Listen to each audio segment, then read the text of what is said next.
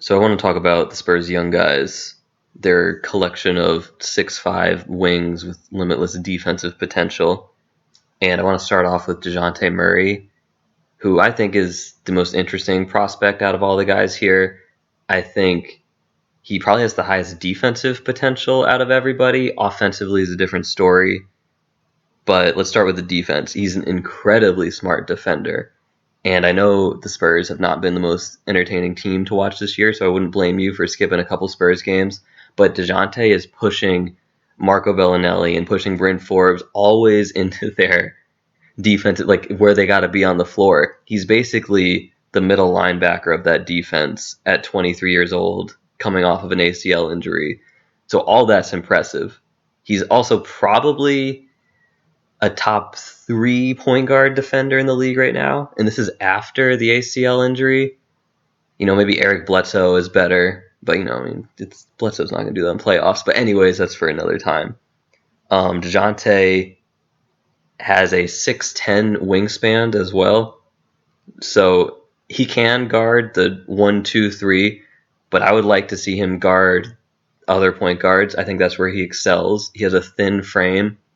So I worry that people playing the 2 and the 3 can kind of body him and push him around a little bit.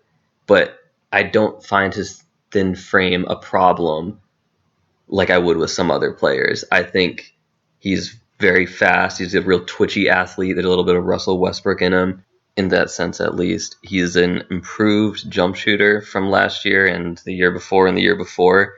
He's up to, 38% from 3. The attempts aren't really there. He's at about a little more than 1.5 a game.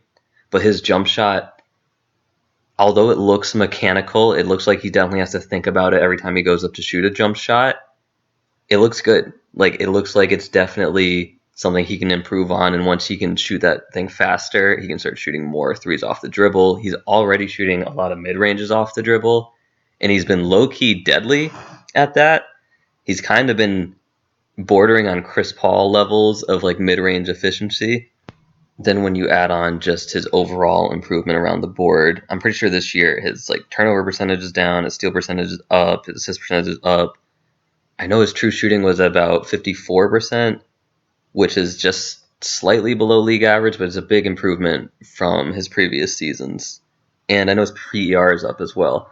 Free throw rate, though, is down, which is a little concerning. I'm curious if maybe his ball handling just isn't at that level yet to where he can get to the line a lot. And it's definitely not. It's definitely probably what he needs to improve most on offense, to be honest with you. But I'm also cutting him a little bit of slack on that because it's his first year back from the ACL. He's a thin guy. So we'll see if his free throw rate continues to be kind of low next year. If it doesn't make a jump up next year, then I think there might be a little bit of a problem there. Another aspect of his game that definitely needs improvement is his playmaking. He's not a horrible passer. He can make the open pass and the obvious pass. And honestly, just knowing your team's playbook inside and out can make you look like a better passer than you really are. And he's a hard worker, so I can definitely see him doing just that and having his assist numbers gradually go up as his career goes on. But one thing I don't see him do as a passer is I never really see him pass guys open. He can pass to the open guy, but you know what I mean? He can never kind of create something out of nothing as a passer. And I don't actually really think there's anybody on the Spurs team that can do that besides DeMar DeRozan at times. DeMar's an underrated passer, guys, but that's for another time. So DeJounte definitely could work on the passing, but more specifically the ball handling. That ball handling has to be better if he wants to be a more all-around point guard. And then continue with the shooting. So Lonnie Walker, probably the fastest and most athletic guy on that team, which is saying a lot because DeJounte's really athletic, Keldon Johnson's really athletic, Chimezie Metu is athletic. He's a big guy, though. It's a little different. But anyways, it's not your grandpa's slow old Spurs team anymore. DeMar, forgot about him. But Lonnie is definitely the fastest guy on the team. He's pretty ripped, too. For a 21-year-old, the dude basically has an NBA body already. So I think he can guard the 1, 2, 3, and when teams go small, he can probably even guard the 4. I know he has a 6'10 wingspan, So he can just switch multiple positions, has the athleticism and the potential to be a really great lockdown defender. His shortcomings on defense is definitely just paying attention. I know that sounds really simple, but I see Lonnie get beat on back cuts and just kind of get beat by just having his head in the clouds. It's hard to tell what's actually in the dude's head, but I've seen him fall asleep on defense a lot. And I think it was definitely costing him minutes earlier in the year. Now at this point, the Spurs have kind of just been like, fuck it, we're just throwing the young guys out and see what happens, which I think they need to do because Lonnie will get better at that the more he's on the court, the more pops in his ear yelling at him and all that shit, Offensively, I think Lonnie's really interesting. I think he's probably the only guy with all-star potential on this team because of his offense. He can already kind of score anywhere on the court.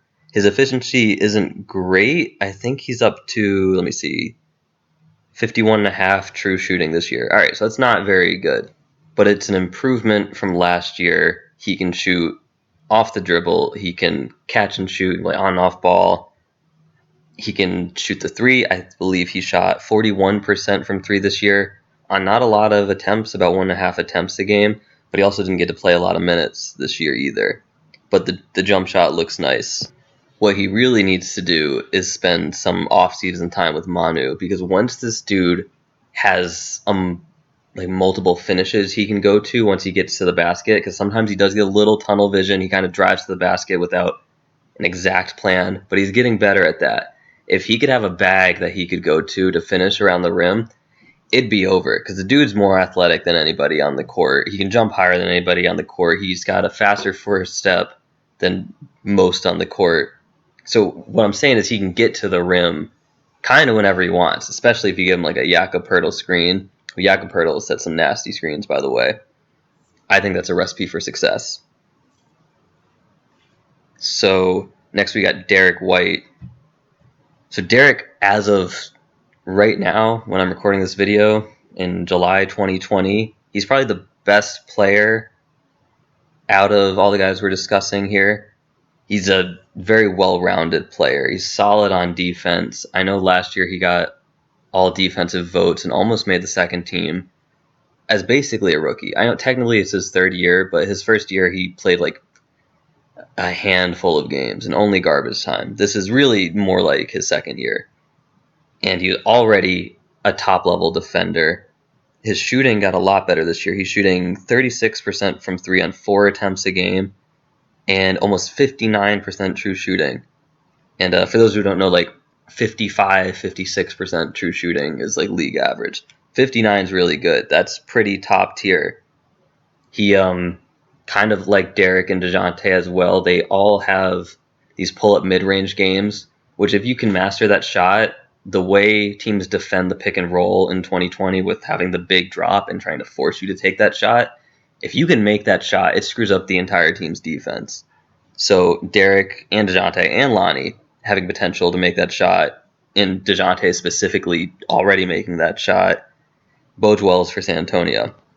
The one negative is he did just turn 26 years old this month, so he's kind of approaching his prime. So I don't exactly know how much better Derrick White's going to get. He probably has the lowest ceiling out of all these guys, but I also think he probably has the highest floor as well. He's already a solid player. I'd already would want him on a contending team. So yeah, shout out Derrick White. And the last guy I really wanted to dive into was Keldon Johnson, the rookie from Kentucky.